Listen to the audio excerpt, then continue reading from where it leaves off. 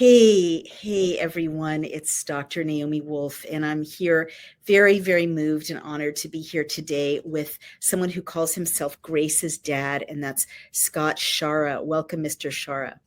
Well, thanks for having me, Naomi. And we're so sorry, of course, for your loss. I can't even imagine. I can't even imagine what your family has gone through. So let me go ahead and tell people about you. Scott Schara is a nationally recognized expert commentator on the medical murder agenda in America and the dangers of incentivized healthcare. Mr. Schara's research proves that this practice of medical murder is intentional and by design. Those are strong words, but we will find out more. The father of Grace Schara, a 19-year-old with Down syndrome who was killed by St. Elizabeth's Hospital, Ascension Health, Scott is on a mission to spotlight the crimes of the American medical system. He has shared his insights, research, and personal story through hundreds of television, radio, and podcast appearances, and also hosts his own show, Deep Programming with Grace's Dad, which is on Rumble and major podcast platforms. His landmark lawsuit in the murder of his daughter, Scott Schara versus Ascension Health et al., is underway in Wisconsin Circuit Court. So, Mr. Schara, that's a lot. And I just want to say before you begin that I was very struck that you're suing Ascension and that's the hospital system where your daughter passed away, because we too have a letter about medical murder practices to the Ascension group because of their use of remdesivir. So I just wanted to let you know that this is not the first time we're hearing about Ascension in the context of medical murder. So go ahead, over to you. So hard to talk about, but please tell me what happened to your daughter and what did you find out after that? So it was 2 years ago, October 13th. So the 2 years ago was Grace's first day in heaven, or last day on earth. And, as I started studying, so first I should say Grace was never vaccinated and Grace had Down syndrome. And what they did to her was she was never on remdesivir and never on a ventilator. So she went in to the hospital with what we thought was COVID. They put her on a sedation med called Precedex. And interestingly, on Grace's last day, she had already been on Precedex 4 days. Of course, we know this because we have the records now and we've got the lawsuit. So we've gone through the records. Let me just jump in and say, what were Grace's symptoms that led her or, you and your family to bring her to the hospital? She had one symptom and, with propaganda and one symptom that led to the hospital stay. So, when I tell you Grace was never vaccinated, obviously you can tell we were awake to something going on, but we had been influenced by the propaganda. And one of the things that we were monitoring was Grace's oxygen saturation, and it dropped to 88% on the morning of October 6th. And at that point, the FLCCC protocol said to admit yourself to the hospital if your oxygen dropped below 94%. So we did that. We had Grace already on ivermectin, vitamins, and she really just had a bad cold. And if we would have not taken her to the hospital, she would be alive today. And I've become outspoken, getting on as many programs as I can, because I want to warn people as to what I found out through the research. Sure. So do you mind going back to that painful time? What happened to her once she was in the hospital? And was there anything about the way, the staff or the protocols were treating her that made you think that her death was medical murder, as you put it?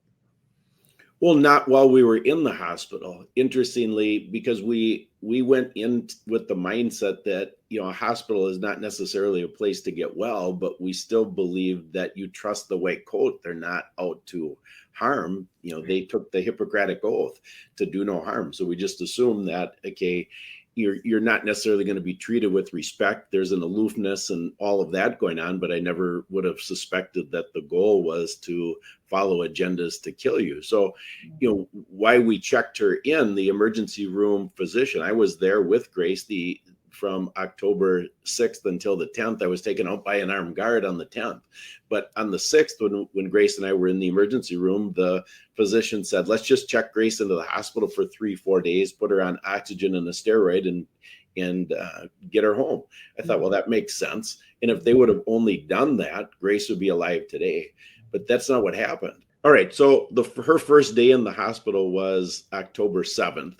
So we were in the emergency room for about 10 hours. We went into the hospital on October 7th. I was with her from the 7th until the morning of the 10th when I was taken out by an armed So guard. it's really been the anniversary of your daughter's death recently. I'm so sorry. Yes, it was the 2-year anniversary on October 13th.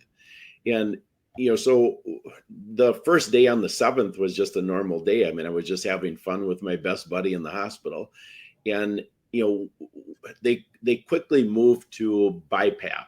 And, now that I see what is truly necessary when somebody has respiratory distress, a BiPAP is not a tool that should be used. But, you're in this mindset that her oxygen is dropped. And so, they put her on a BiPAP, and ultimately they started sedating her, which, now we know because. Why did they say they were sedating her? Was she agitated? Was she struggling? There's no formal reason that they told us, because all of this was done without any informed consent. Were you physically with her when she was sedated, or did they keep Yeah, I was physically with her. I mean, she was the only time that Grace was agitated in the hospital was the late in the day on the 7th.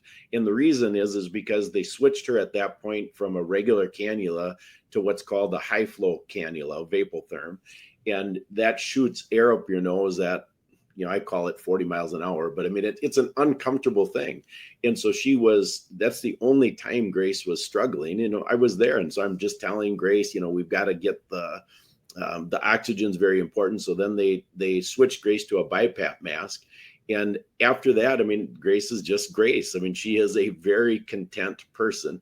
Most Down syndrome people are like that. They're just happy people. They get along with everybody. And that was Grace. So there's no reason to sedate her other than that very short window of time when she was frustrated with the Vapotherm switching to the BiPAP. But, so did they tell you or her that they were sedating her? I'm guessing if someone has Down syndrome, even if she's an adult, it requires consent of a parent or guardian for medical procedures, right?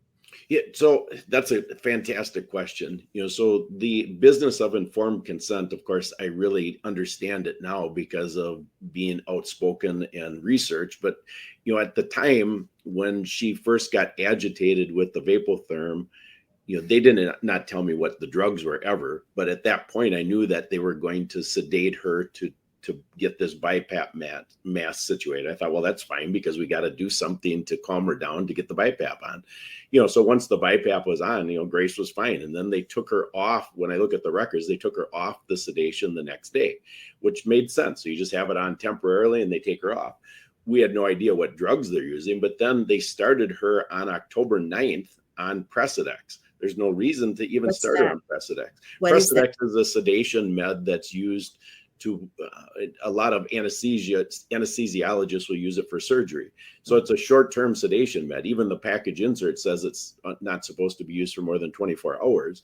And what I've learned subsequently is Precedex is used to set up a ventilator. So they want to have the person sedated so that if the family agrees to a ventilator, they can just go from A to B instantly. And now were her oxygen levels dropping throughout all of this, or were they stable? Another great question. I mean, the reality is her oxygen was stable.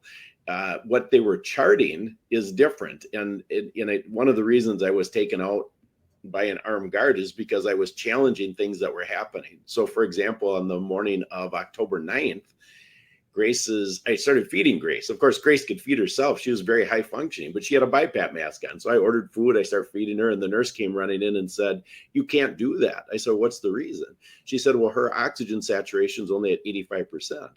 And because I suspected I would get COVID while I was in the room with Grace, I had my own pulse ox with me. So I thought, this doesn't make sense. So I put it on Grace's finger and it read 95%. So I brought the nurse back in. I said, "My meter shows Grace is at 95, but you're saying 85 based on your monitor." I said, "Is my meter accurate?" And she said, "Yes, it is." I said, "Well, if that's the case, why is yours not reading properly?" And she said, "The leads get sweaty." So then I pressed it further. I said, "If that's a known, why aren't you proactively changing out the leads? Because this is the primary statistic you are using to manage my daughter's care." And she shook her finger at me and said, "You should just be thankful you caught this." And so we caught this numerous times afterward. And, now that I see this in a lot bigger picture, the hospital has a vested interest to underreport oxygen.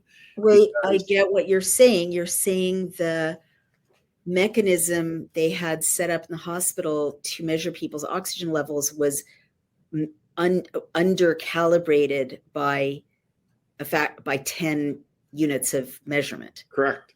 And I know from having had an asthmatic child that 95 is almost normal and 85 is dangerous. Correct. Oh my God. So she was almost fine.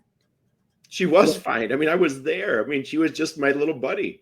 Just to give you a perspective, Naomi, that morning, I mean, so now she's off of all the sedation and everything, and she's just normal Grace, but she's on a BiPAP, and she's not struggling with the BiPAP or anything. Struggling to breathe. Not at all. She was just fine. So right. She starts talking through the BiPAP to Dad, can you order me breakfast?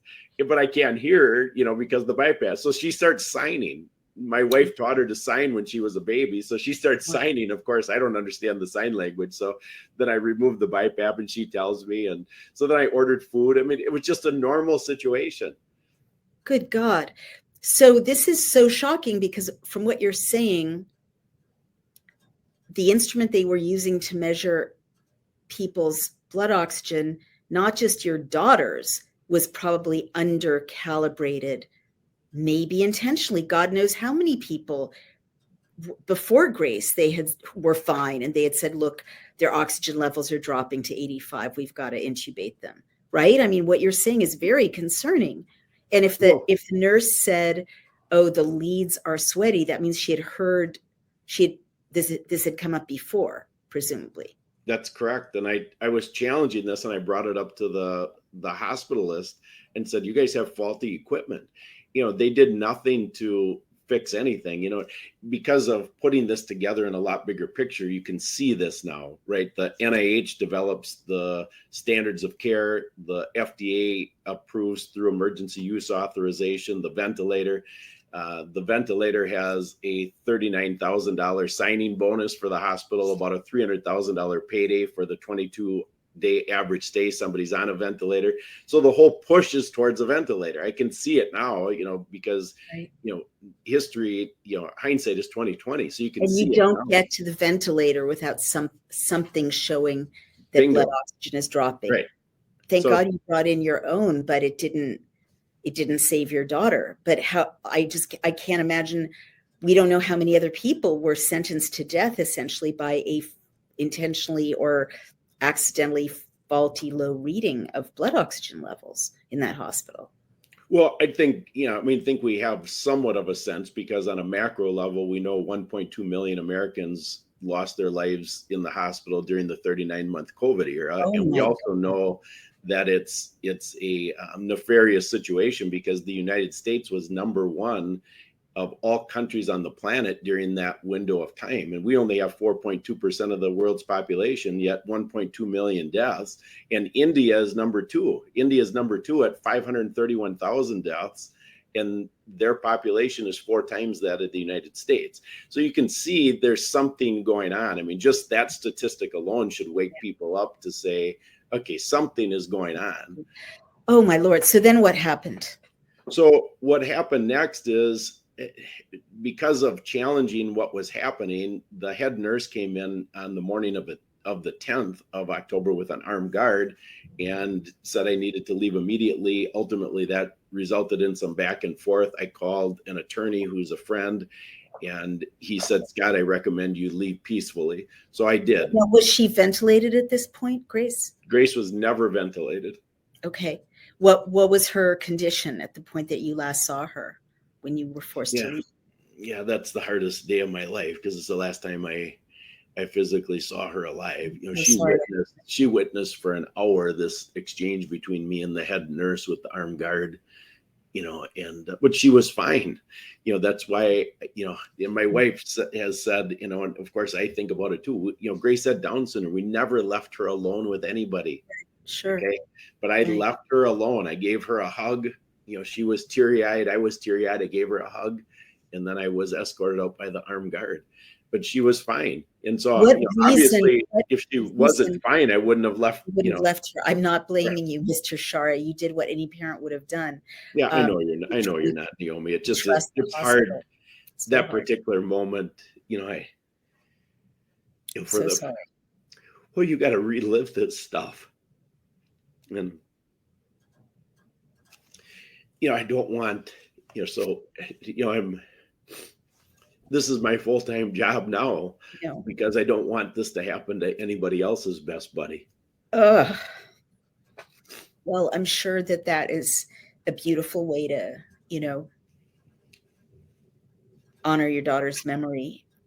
I'm so sorry. Well, thank you. Ugh. I don't, I appreciate you taking a short pause, and I understand I usually don't lose it on the air, but it's that memory is a big deal. And How could you not? It's your beloved daughter, and it's the last time you saw her. I'm sorry, I'm going to have to keep asking questions unless you'd like me to stop. No, keep going. You're doing a great job. Yeah, you're making me cry too. So that's both of us. But what reason did the armed guard give for why you had to leave Grace's room? It was the head nurse she gave me 3 reasons. The first one was, she said the last 3 shifts of nurses don't want you in the room. And, I gave you the example with the oxygen, and those type of things were fairly routine, these challenges with the nurses. They wouldn't feed her. So I was challenging that. And so she said, the last 3 shifts of nurses don't want you in the room. Then she said, the second thing is, you've been shutting off the, Mr. Shara, what reason did they give for not feeding her? Because again, nothing you're describing would preclude feeding a patient. I agree 100%. That's another fantastic question. There is no reason to not feed her. What the excuse the nurses use, so I explained to them, once Grace was on a BiPAP, the nursing staff would come in, and they did a great job keeping Grace's mouth moist. So they would remove the BiPAP, they'd put a regular cannula on for a short time, get her mouth moist, and then put the BiPAP back on. And I would watch the oxygen. I was in the room. So I saw, well, she was fine. And so then I said to the nurses, this is all we have to do. I said, we can feed Grace with regular food. We don't have to do, the doctor's trying to push TPN food. And I said, we don't need to do any of that. What is TPN food? TPN is, it's a food that's done through a central line, through a bag, but it's total something nutrition. So it's like a tube down your throat. Nope, it's not a feeding tube.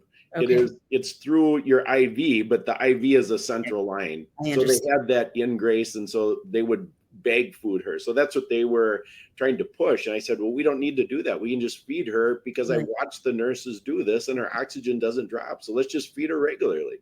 And they just demanded that. The doctor won't approve that. I said, do you realize that I'm the one in charge of my daughter's care, not the doctor? You're so right. Legally, you're right.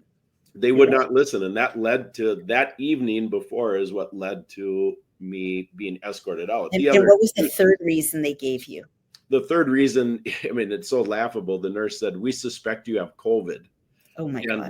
Yeah, the hospitalist day one said, you're going to get COVID while you're in the room with your daughter. It just is going to be. I said, no problem. It's fine.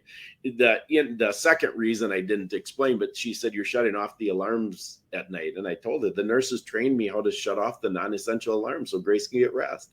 So it was just a way to get me out. Now I see it now. We ended up hiring an attorney then to get my daughter Jessica in as a replacement. Mm-hmm. And my wife couldn't do it because she was sick at the time. So we had 47 hours without an advocate in for Grace. So now this is really key, because what they did during the 47 hours, that instead of taking care of Grace, they increased the sedation. So a Precedex started at just 0.1 units. They increased that dose 6 different times in the 47 hours. So they sedated Grace instead of taking care of her. And by the time the morning of her last day came, Grace was still herself, which she just had a great sense of humor. The night before she died, she sat up in bed through the BiPAP, through a FaceTime call that Jessica had with our 2 grandsons, her boys, and said, hi, boys, and waved at them, and still herself, even though she's sedated. Well, now we turn the page to the next morning. October When you- 13th. Sorry for interrupting, Mr. Shara. When you say they increased her sedation 6 times, do you mean they gave her the same amount of sedation 6 times, or did they increase the dose? They increased the rate. So it just kept going higher and higher and higher. Ultimately, as we turned the page to the morning of the 13th, the doctor called Cindy and I at home. And this is about 10 o'clock in the morning. He was following up on a call from the evening before. And this is where it really gets to the point where, my eyes are open to the intentionality of not just Grace's death, but, a lot bigger agenda. So it starts with this call, and he was following up from a phone call he had with us the evening before, where he had requested a pre-authorization for a ventilator just in case. Oh my He God. said these type of things tend to happen in the middle of the night when we can't get a hold of the family, so we'd like your pre-authorization. So the next morning, that's his official reason for calling. He says, I'm following up. I'd like to get, what did you decide on the ventilator? So this was the 5th time. So we say no for the 5th time. Oh my God. Because He Grace, really at wanted first, that now job. I realize that nobody with COVID is really a ventilator candidate, but Grace certainly wasn't. So we didn't approve it. And we knew that at that point, we already knew we thought about an 85% death rate. Now I know it's even higher. So we said no. And he immediately switched gears and said, well, Grace had such a good day yesterday. Let's work on nutrition. And we foolishly approved a feeding tube. So now the feeding tube gets approved. While we were on the phone with him, he increased Precedex to the maximum allowable dose. So think through, he just got done saying Grace had such a good day. So why are you sedating her like this? Well, we find out after the fact that my daughter Jessica was asked to leave the room to take a shower. There's a shower right in the room. I took showers in the room when I was there, but the head nurse, who is the one who gave Grace the meds I'm going to talk about here in a minute, told Jessica, you have to leave to take a shower. While Jess was gone, this was right before the doctor called us, they strapped Grace down to the bed and made her defecate in the bed. What? Yes. And then, so now the doctor is telling us on this call, after we don't approve the ventilator, Grace had such a good day. Let's work on nutrition. Let's get her out of bed, get her watching TV so she can get home in the next 3-4 days. They had already strapped her down to the bed and increased the dose of Precedex to the maximum allowable dose while we're on the call. Simultaneous with hanging up the phone, he put an illegal do not resuscitate order on Grace's chart. This is so at 10:55 we hang up the phone. 10:56 he puts the order on. We know this now because we have the phone records. We've got the hospital records. You line it all up and you can see this. How do you know they strapped her to the bed? Why would they have strapped her to the bed and made her defecate in bed instead of They according to the notes, the nurse's notes, she was a fall risk. Right. Well, that's ridiculous. Why is he telling us then? And Jessica was there. Jessica, the reason she went home to take a shower isn't because the nurse said you have to take a shower. It's because Grace was fine. Right. Grace was okay with Jessica leaving for an hour. So they put an illegal do not resuscitate note right after he hung up and did not get your consent to put your daughter on a ventilator. Okay, that's go ahead. Correct. Interestingly, the statistics, if we would have approved a ventilator, sometime during that day, they would have put Grace on a ventilator because that was the goal. And then Grace would not have died on October 13th. She would have died 22 days later because that is consistent with the maximum payout for a ventilator. So then if you look at the stats for the individual hospital that day, thankfully I found these and I screenshot them all. So we have them. Is the hospital had no beds available on the COVID wing and the ER was full. So they had to turn that bed. So once we said no to the ventilator, Grace clearly was worth more dead than alive. And so now the Precedex didn't kill Grace. So next they combined Precedex with lorazepam and morphine. And that's what you do to take out somebody in hospice care in their last hour of life. They did it in a 29-minute window. So in 29 minutes, they gave Grace those sedation meds, and literally an hour and 10 minutes after that combination of meds, Grace was gone. what happened, Yeah, how we Mr. learned Shara, through it. I'm sorry. I'm so sorry. I have to jump in. I, assumed that it was kind of circumstantial or a manner of speaking, or one could make the case that your daughter was murdered by Ascension Hospital. But from what you've just described, your daughter was murdered by Ascension Hospital. That's murder. I mean, putting a healthy 19-year-old woman on who has a respiratory infection on 3 drugs like that I know are given at end of life to hospice patients who have no hope of ever, getting up out of that bed. That is murder. In what way were those 3 drugs indicated for her? Morphine? Like, what did they say the reason was they gave her those 3 drugs? Well, they claim, I mean, it's such a joke, Naomi, because what they do, I mean, and you're familiar with the hospital records. I mean, their records become prima facie evidence unless you can prove different. So, I mean, what is the excuse? I mean, they claim that, if you look at the package insert for Precedex, it says if you use it for more than 24 hours, it causes acute respiratory failure. So now they give her lorazepam and morphine. Why? Because she has acute respiratory failure. Well, those drugs are contraindicated according to the morphine package insert. So there is no conceivable way, but yet, we've got a lawsuit, as you said in the introduction. I mean, the lawsuit is about exposing evil. So No, certainly. But before you go, Yeah. I need to keep you right there just for a moment. What reason did the doctor give you for giving her the hospital spokesperson, for giving her those 3 drugs that killed her?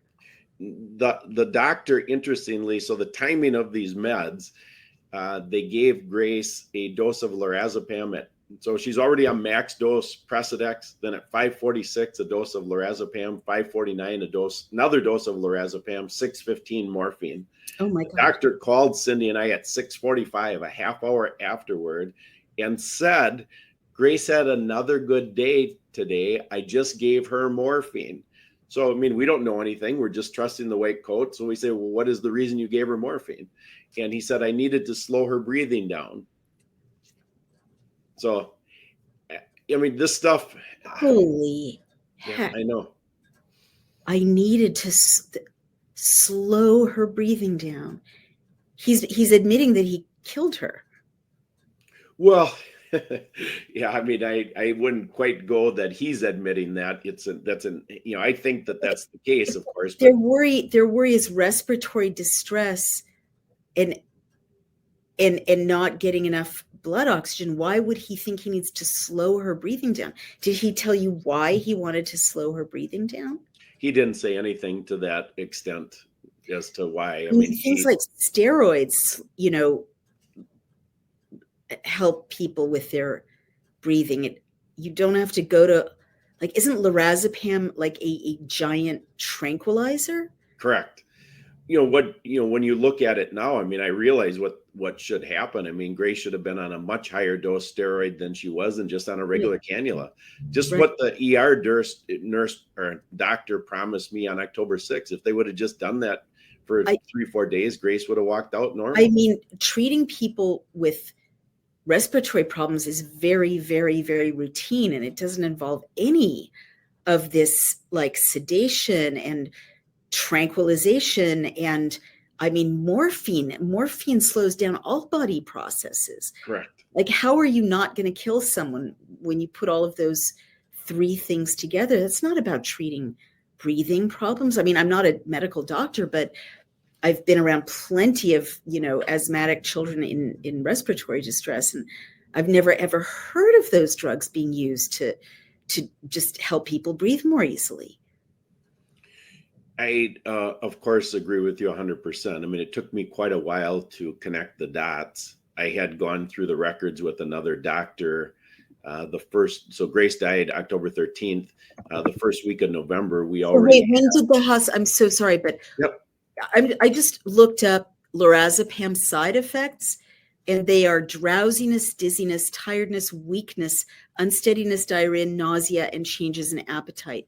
So and then morphine I mean, this is all a cocktail of someone losing consciousness. Morphine side effects, drowsiness, stomach pain and cramps, dry mouth, headache, nervousness, mood changes, small pupils, difficulty urinating or pain when urinating. So this is going to put her to sleep. I And mean, it did. If you look at the lorazepam, they had actually given her a third dose earlier.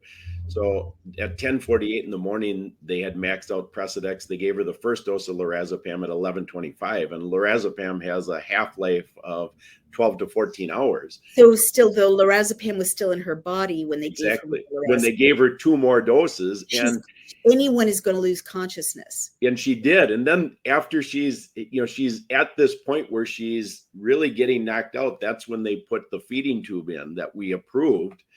So all I can look at is the feeding tube now is just an attempt to either divert us at a minimum, and at a maximum, they, let's just take in a couple more $1,000 while she's here. Dear God. All right. So then what happened?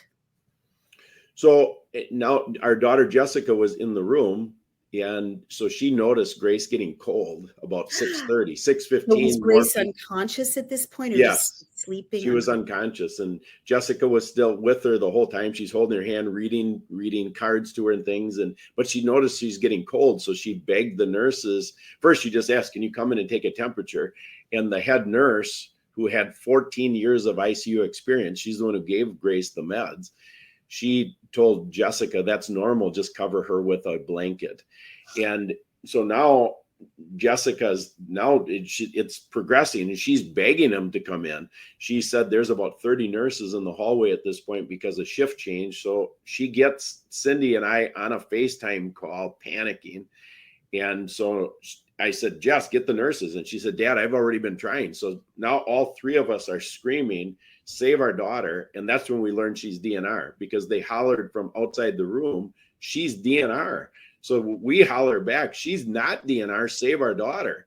And we watched Grace die at 7:27 p.m. on October 13th on a FaceTime call. After talking with Jessica later that evening, we found out that there was a guard posted outside the room.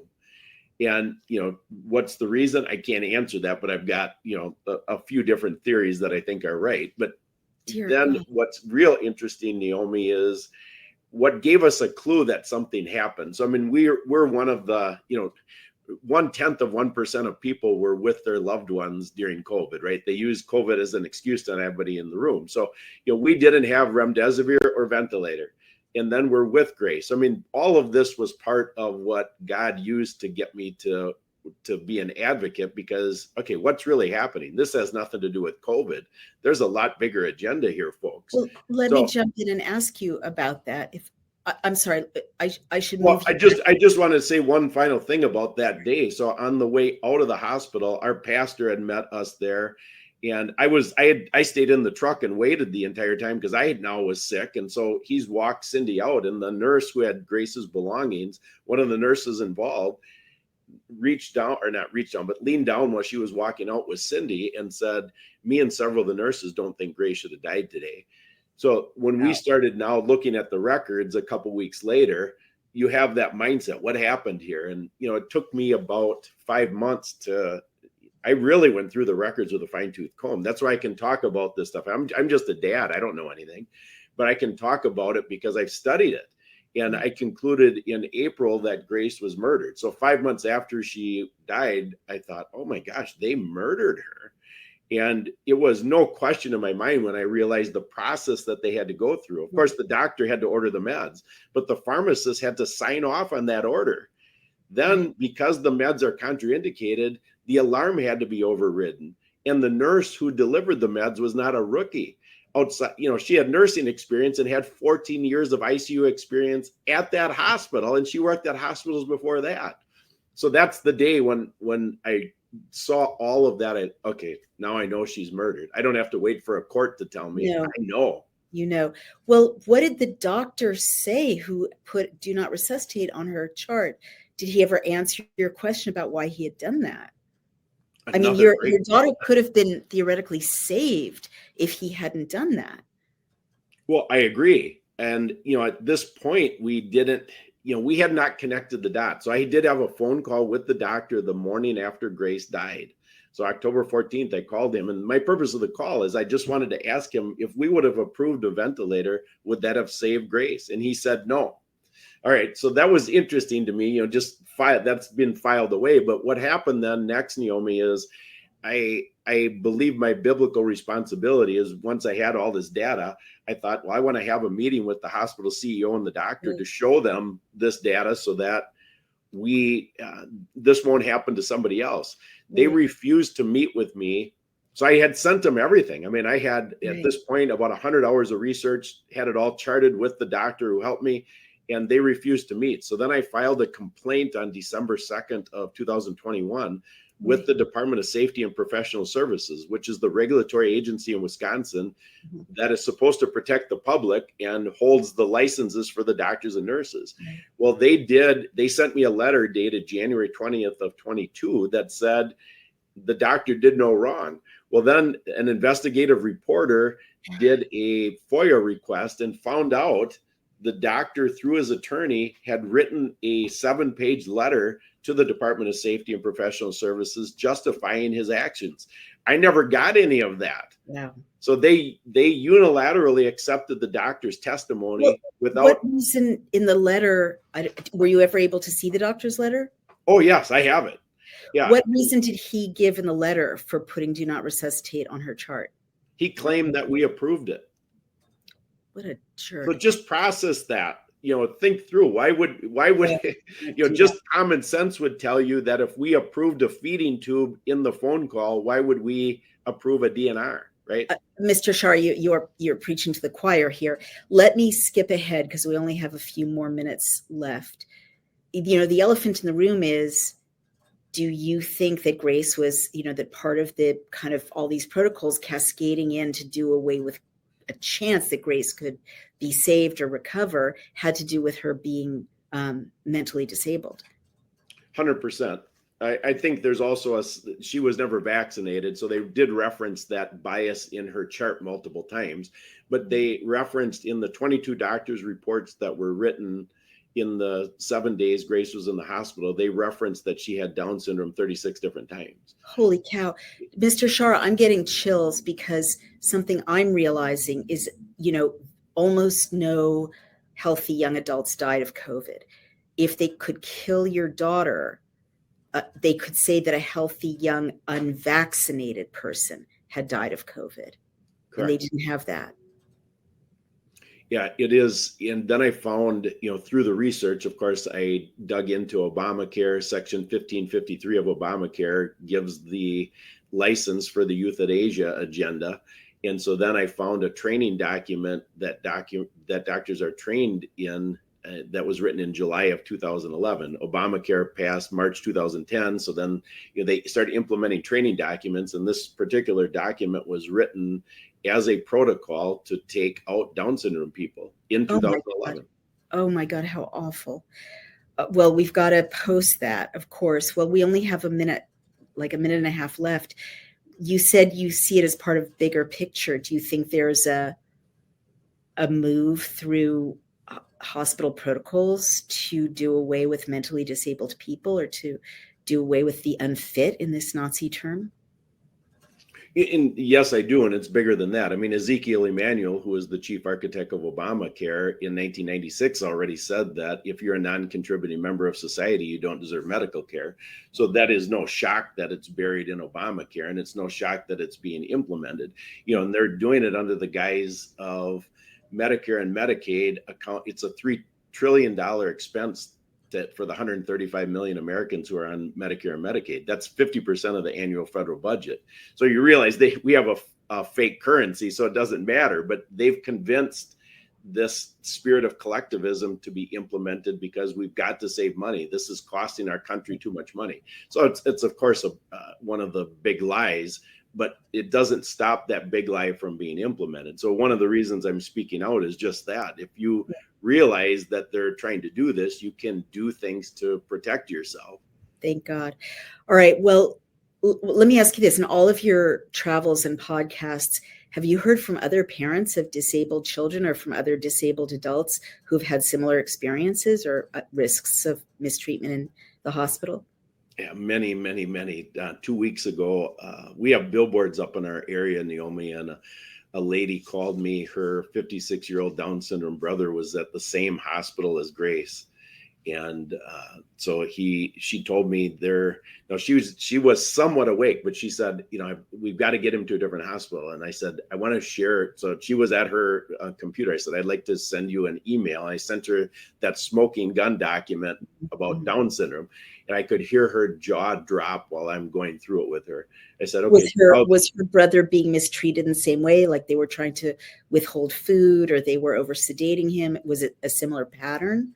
It wasn't that he had COVID, he had pneumonia. So what they were trying to convince them of, they said to this family, he has Down syndrome. He's already lived a life expectancy, and that is above normal for Down syndrome. And we want to transfer him to hospice care, which is, of course, another piece of this puzzle. I'm sure you know, because of all the research you do, is that if they transfer a patient to hospice care before they die, even if they stay in the same room, but they're labeled hospice care, it doesn't count against the hospital death statistic. I did not know that. Oh my God, I did not. So they're trying to encourage families of people with Down syndrome to agree to recategorize their loved ones so that they can basically be done away with more easily, the way you do away with people at the end of their lives with morphine and with the things people take at the very end of their lives. But it's